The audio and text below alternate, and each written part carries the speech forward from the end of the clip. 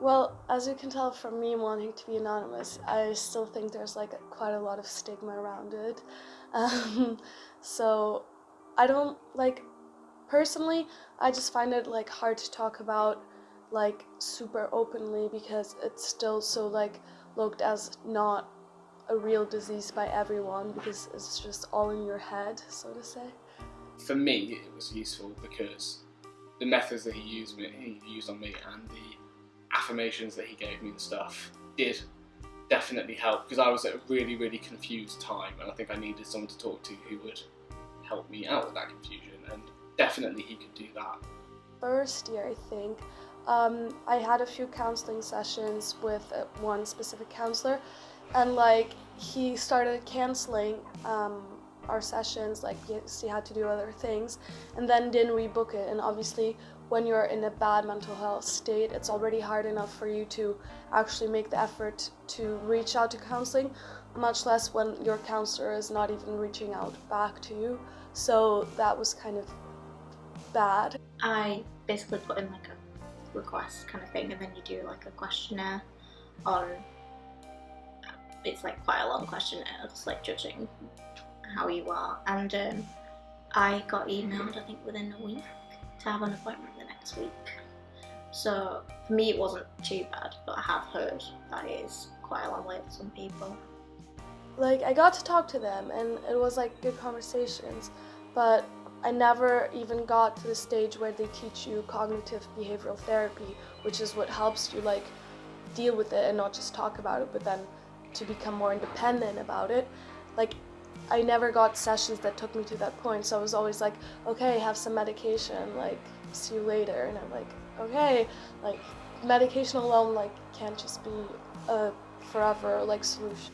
But again, I know that people have been in much worse positions than me, and had to wait a much longer time than me to see someone, and got much less help than I had. So, personal experience good, overall experience mixed, I'd say.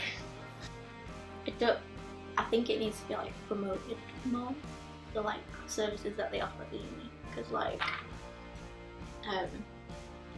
you don't fully know what they're offering unless you actually like dig into it. I understand how they prioritize things, but at the same time, they put off so many people who are not at the like maximum edge stage, like in the middle one, that the time they leave those people without any counseling, like it's just gonna push the people in the middle to like a more dangerous zone.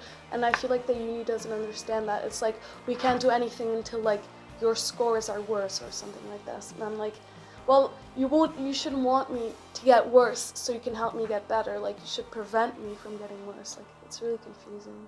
I've heard good stories and bad stories. I know for a fact that my department, politics department, is extremely fair and balanced and reasonable if you were to talk to them about how you're struggling with your mental health, how it's affecting your grades or your coursework. They hand out extensions like they're chocolate because they're lovely people, and I could not be more grateful for that, but I know that that's not mimicked by every department. For me, I asked for an extension because of a personal matter, and basically because I had no evidence, and it was like basically my partner's dad in hospital, and I'd been like busy all week, in and out of hospital, and I couldn't get my work done in that time because I was struggling. And basically she was quite blasé about it, like, oh well, some people won't let you have it just because you haven't got any evidence. It's like, what kind of evidence can you have for that? I think they need to like, I understand like people may take advantage of it, but I feel like they need to be a bit more understanding. I know that my friends in computer science have had a really rough time with lecturers who basically said, pull yourself together. I've got friends in law who have not really been able to get any help or understanding when they've needed it. So it's a funny one. I absolutely understand if a course coordinator or module organiser needs maybe like a doctor's note or something to try and really give weight to what you're saying, but at the same time a lot of them don't even ask for that. My department doesn't ask for that. They're fine with it. If you say that you're struggling, they'll do what they can to help you. But other departments will just kind of be like, doctor's note or not, like, you need to get this coursework in because you're messing us around. And obviously they're not, they're really struggling. I've never met a single person who's used their mental health as a get out of jail free card, because everyone would like to get their shit in on time, obviously, and no one likes to go begging to a figure of authority saying, hey, I'm a mess. No one. So.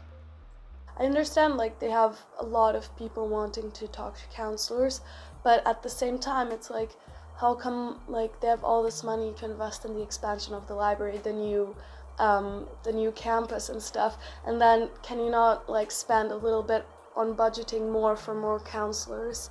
Like surely like that's important, especially when they're taking on more students to pay for the constructions. They need to realize that the more students they let in, the more students will also have mental health, and the more they should also put towards that. So yeah.